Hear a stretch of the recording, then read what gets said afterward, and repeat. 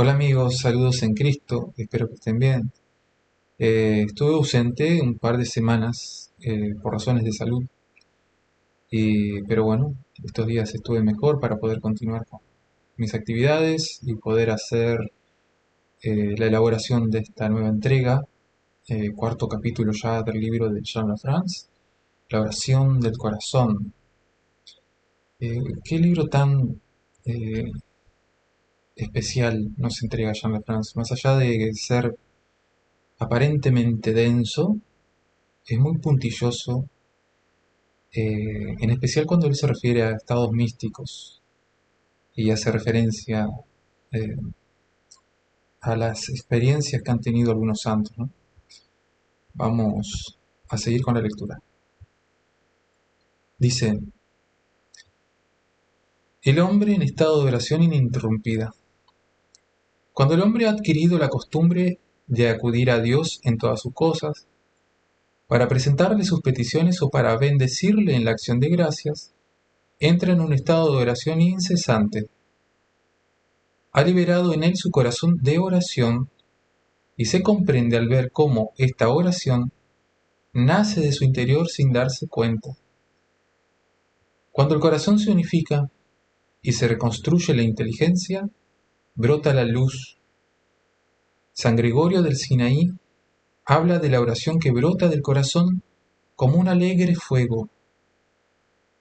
La luz divina del Espíritu penetra en el corazón. No se trata de éxtasis o de raptos, esto es para los que empiezan, dice, sino de ver la luz. Hay que entender el término visión, que es también calor.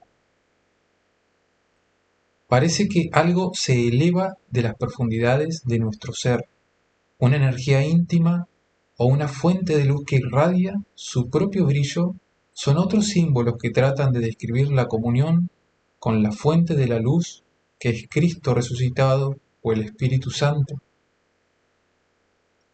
Como los discípulos en el camino de Emaús, el hombre siente que le arde el corazón en el fuego del Espíritu. Este fuego es también una dulzura inenarrable, es decir, que es algo que no se puede poner en palabras, que lo impregna de la oración sin interrupción. Haz penetrar la dulzura de tu espíritu hasta el fondo de nuestro corazón, poscomunión de la misa votiva del Espíritu Santo. El hombre se da cuenta entonces de que esto no es sencillamente un éxtasis, ni tampoco un énstasis, en el sentido de que habla Dom Lesaux de la mística del Oriente no cristiano. Y acá aclaro lo que es un poco el término énstasis, término nuevo para mí y seguramente para quien eh, haya leído el libro de Jean Lafrance, se ha encontrado con este término, ¿no? En el ámbito religioso y místico, el énstasis del griego, énstasis significa estar en uno mismo o detenerse en uno mismo. Es un estado de interiorización profunda o concentración total del alma hacia su centro que contrasta con el éxtasis, donde el alma sale de sí misma para unirse a lo divino o a lo trascendente. Diferencias. Éxtasis, movimiento hacia adentro. Búsqueda del silencio interior, del centro del ser, del yo profundo o de la presencia divina interna. Éxtasis, movimiento hacia afuera.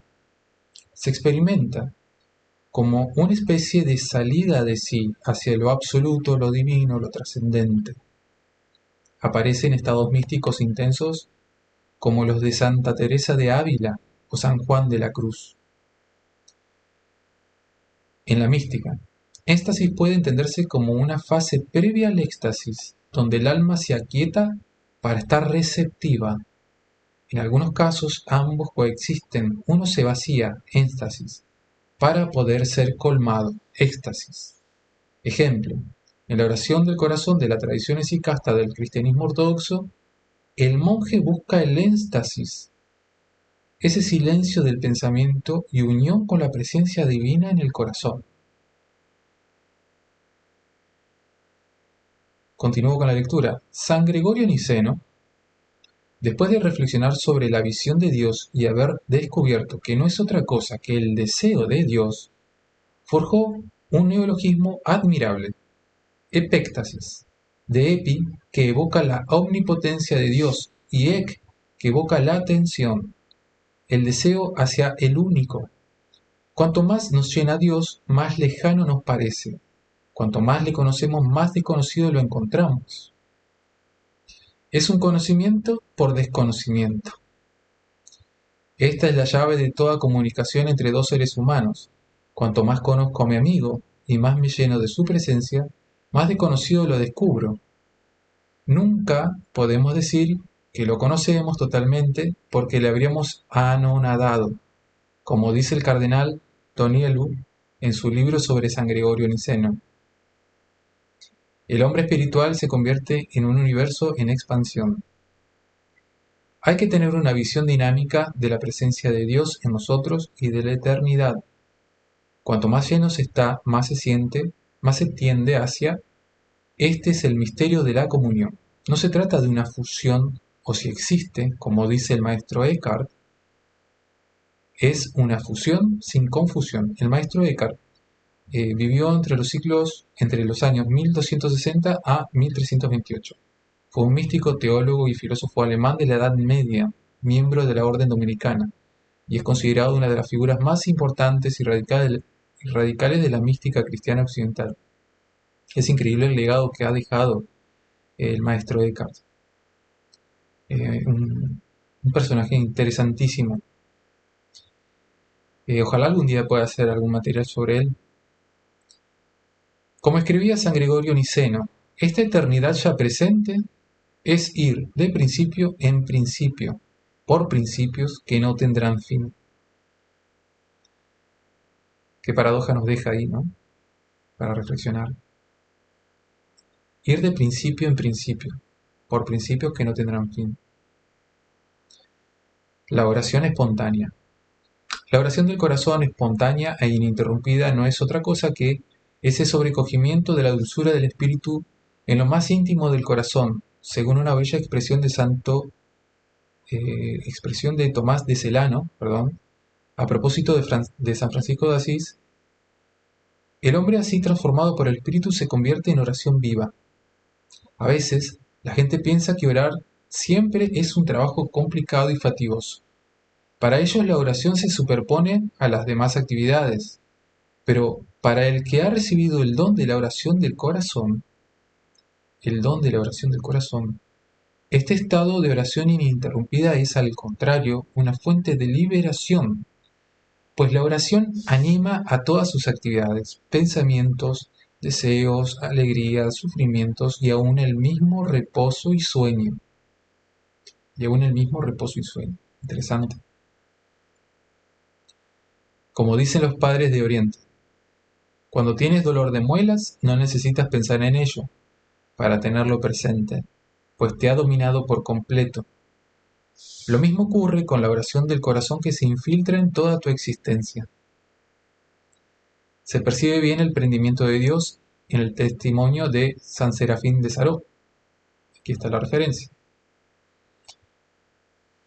Charlaba un día con unos de sus discípulos atormentados ya, podríamos decir, por el problema de la identidad cristiana, y le preguntaba: ¿cuál es el fin de la vida cristiana?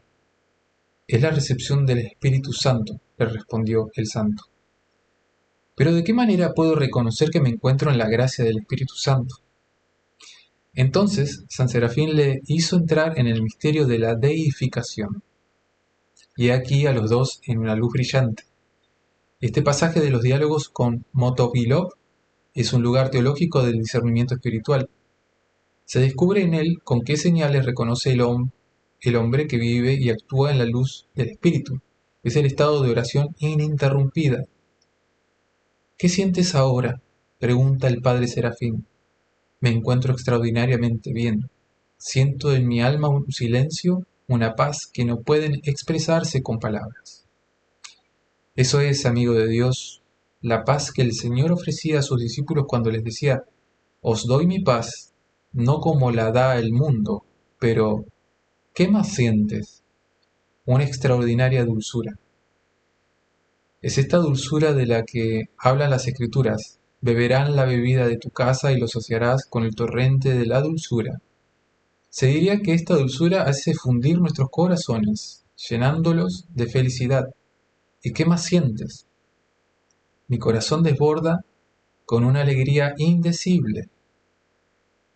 Cuando el Espíritu Santo, prosigue Serafín, desciende al hombre, el alma se llena de una alegría inefable.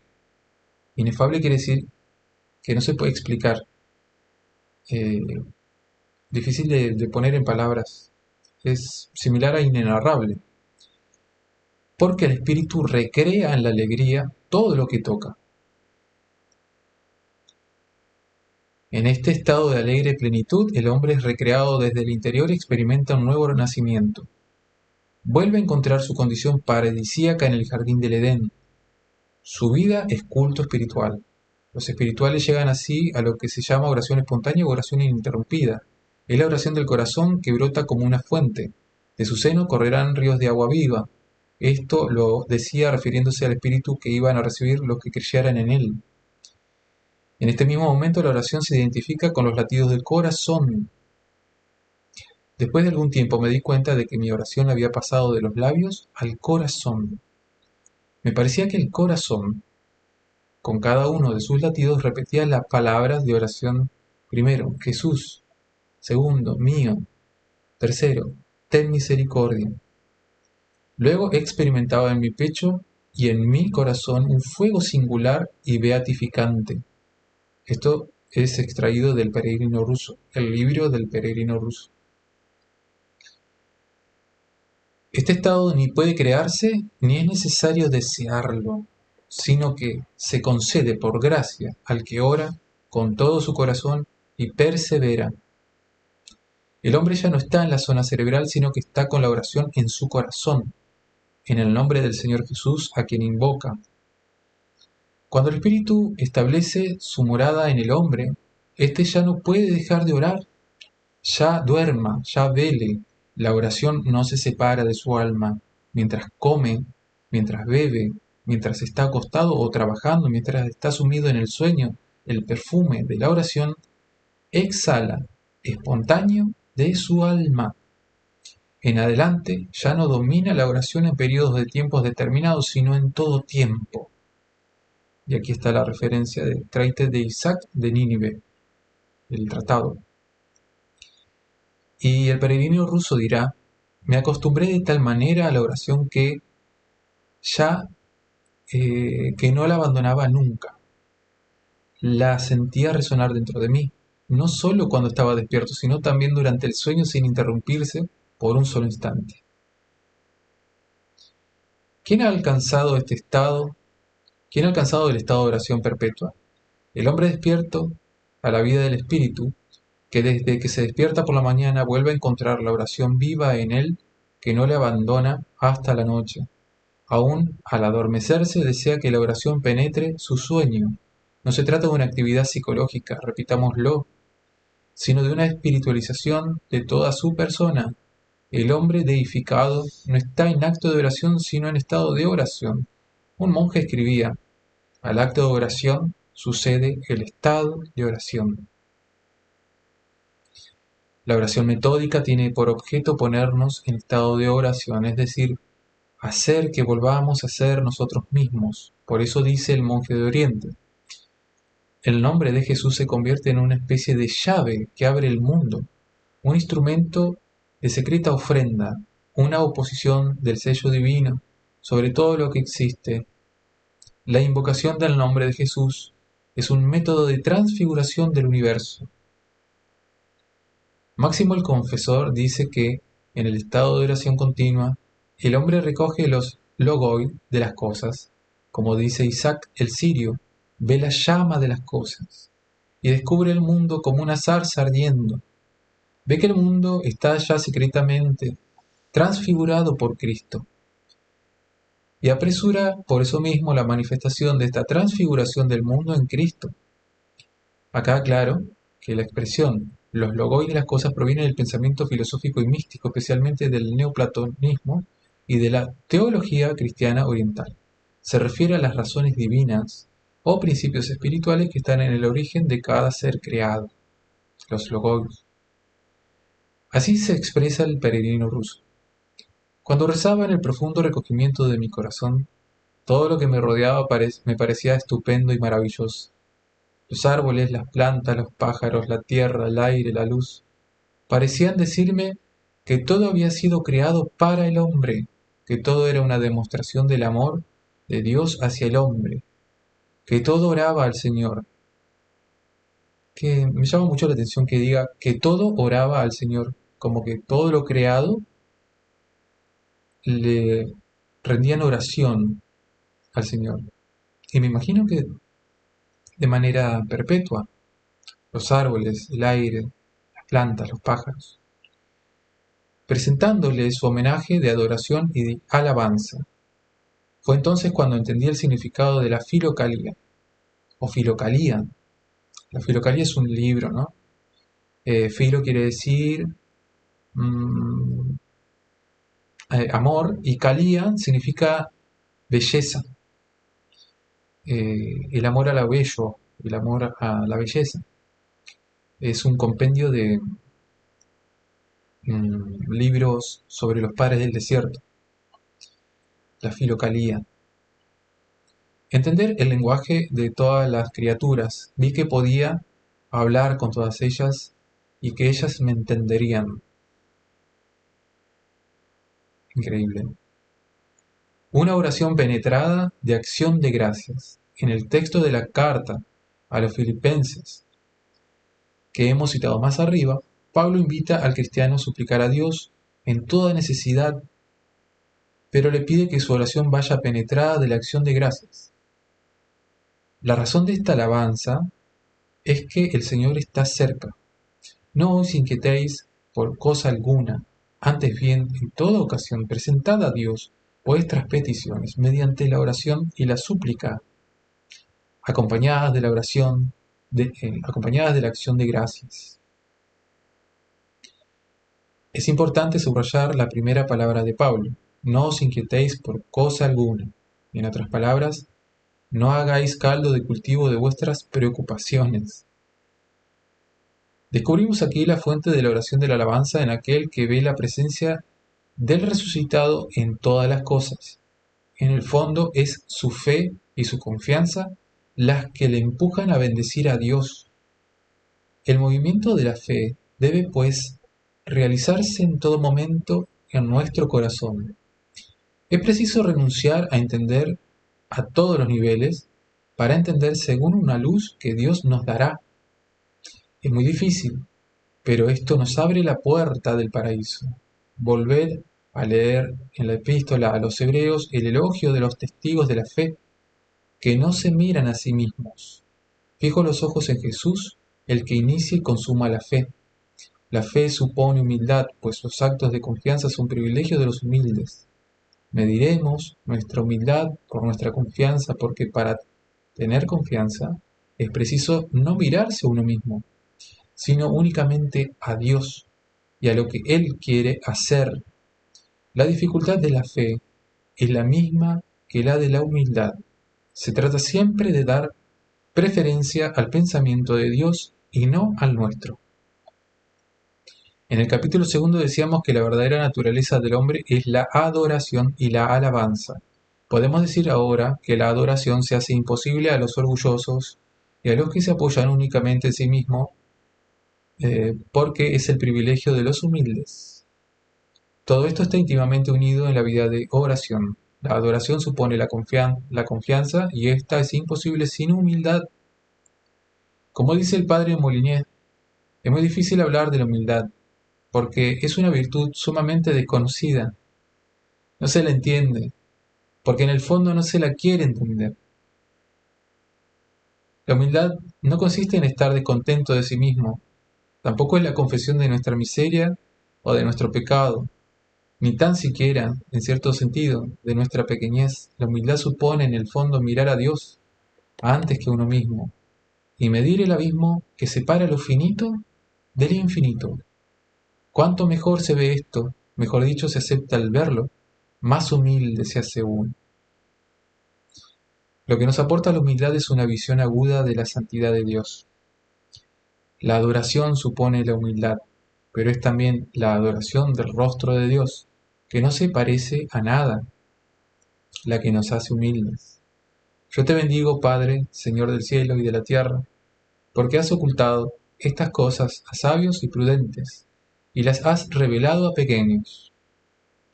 Jesús no dice a los tontos, sino a los pequeños, que por lo mismo son los más inteligentes. La verdadera inteligencia es el candor y la simplicidad de una mirada que penetra el fondo de las cosas. Una mirada humilde está fascinada por algo distinto de sí mismo.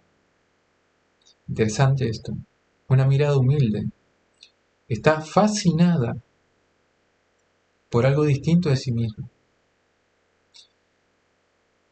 y por ello liberada de todas las complicaciones. Se comprende por qué la humildad está muy lejos del complejo de inferioridad o del complejo de superioridad, que en el fondo son lo mismo. Es la misma estructura, el complejo de inferioridad y el complejo de superioridad. Es la mirada sobre uno mismo, no la simple conciencia de sí mismo, que es inevitable y la Virgen la tenía, la conciencia de sí mismo, sino el hecho de detenerse en uno mismo, de no despegar y rumiar las miserias como alegrías. Nunca acabaremos de hablar de la humildad que conduce a la adoración. Digamos que está íntimamente unida a la confianza en Dios. San Agustín dirá que el hombre está permanentemente solicitado por dos imantaciones incompatibles: amarse a sí mismo hasta el desprecio de Dios y amar a Dios hasta el desprecio de sí mismo. Increíble. Es una sentencia de San Agustín increíble, intachable. La voy a repetir. El hombre está permanentemente solicitado por dos imantaciones incompatibles: amarse a sí mismo hasta el desprecio de Dios y amar a Dios hasta el desprecio de sí mismo. Hoy está muy de moda el eh, ámate a ti mismo, quiérete a ti mismo o a ti misma, el amor propio y todo eso. Está muy de moda eso. Es propio de lo que hoy denominan la cultura woke, la cultura del despertar. Yo diría más bien de un insano despertar, ¿no? Que hace tanto mal y tanta separación entre seres humanos, el wokismo.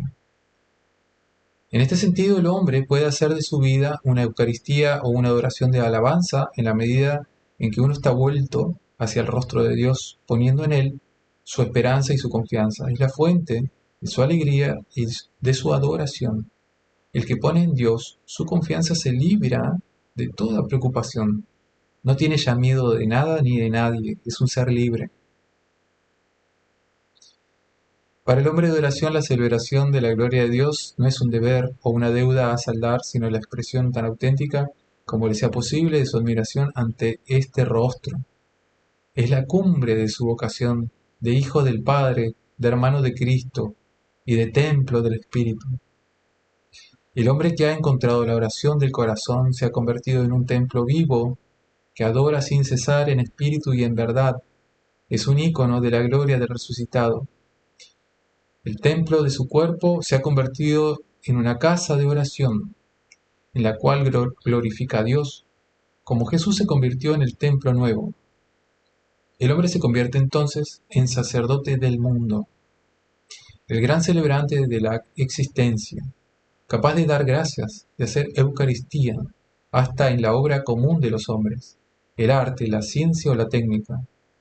Acercándoos a él, piedra viva, desechada por los hombres, pero elegida preciosa ante Dios. También vosotros, cual piedras vivas, entrad a la construcción de un edificio espiritual, para un sacerdocio santo, para ofrecer sacrificios espirituales aceptas a Dios por mediación de Jesucristo. A propósito de este sacerdocio espiritual, dice Máximo el Confesor: el hombre se refugia como en una iglesia y un asilo de paz en la contemplación espiritual del cosmos.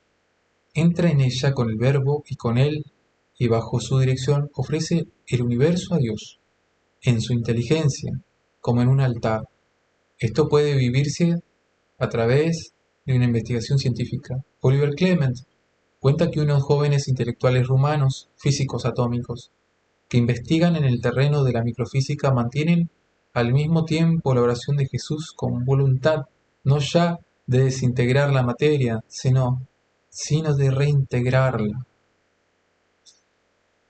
Toda la existencia se siente como un acto litúrgico. Ya comáis, ya bebáis o hagáis cualquier otra cosa, hacedlo todo para la gloria de Dios. Existe, pues, una manera evangélica y litúrgica de hacer las cosas corrientes de cada día. El aldeano en su campo, el obrero en el taller, el profesor en su clase, pueden liberar la nueva creación que desea vivamente la revelación de los hijos de Dios. Si purifican sus gestos y sus miradas por la oración de Jesús. Es la oración en vida, es la oración en la vida, o la contemplación en la acción. Alabar a Dios porque es Dios. Pero la oración de alabanza debe ir más lejos todavía. En efecto, la alabanza es todavía imperfecta cuando se dirige a Dios en función de los beneficios que recibimos de Él. Esta sería todavía una actitud demasiado interesada. Fíjense lo puntilloso que es al hablar de la alabanza, al dirigirnos a Dios. Es preciso darle gracias, alabarle, bendecirle, porque es Dios, porque en sí mismo es amor. Es la oración de bendición que encontramos en todas las páginas de la Biblia y que Cristo expresa maravillosamente en el Padre nuestro. Padre, santificado sea tu nombre. Bendecir a Dios es alegrarse de que exista y se manifieste como Dios. Es alegrarse profundamente de su presencia. Dios es Dios. Punto final. Padre, glorifica tu nombre. A cambio, Dios hace bajar su bendición manifestando su rostro glorioso a sus hijos que le bendicen y alaban. Yahvé habló a Moisés. El corazón puro, dice Bonhoeffer, es aquel que no se mancha ni con el mal que comete ni con el bien que hace. Preciosa frase. Ese es el corazón puro, dice Eloy Leclerc, teólogo franciscano y escritor. Es un texto magnífico, en un texto magnífico que nos invita a volvernos hacia Dios abandonando todo cuidado y toda mirada a nosotros mismos. Y cuando te hayas vuelto hacia Dios, no vuelvas más sobre ti mismo. No te preguntes dónde estás con respecto a Dios. La tristeza de no ser perfecto y de encontrarse pecador es todavía un sentimiento humano, demasiado humano. Es preciso que levantes tu mirada más arriba, mucho más arriba, a Dios, la inmensidad de Dios y su inalterable esplendor. El corazón puro es el que no cesa de adorar a Dios vivo y verdadero. Se interesa profundamente por la vida de Dios y es capaz, en medio de todas sus miserias, de vibrar con la eterna alegría de Dios. Un corazón así está a la vez despojado y colmado. Le basta que Dios sea Dios. En eso mismo encuentra su paz, todo su placer. Y el mismo Dios es por eso toda santidad. Pues, si Dios reclama nuestro esfuerzo y nuestra fidelidad, la santidad no es un cumplimiento nuestro, ni una plenitud que adquirimos.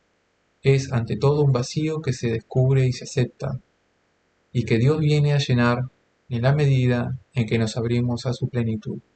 Y aquí está la referencia a Leclerc, sabiduría de un pobre. Bueno amigos, espero que les haya gustado este nuevo capítulo del libro de Jean Lafrance. Nos vemos en la próxima, espero que se encuentren bien, que tengan una linda semana. Nos vemos.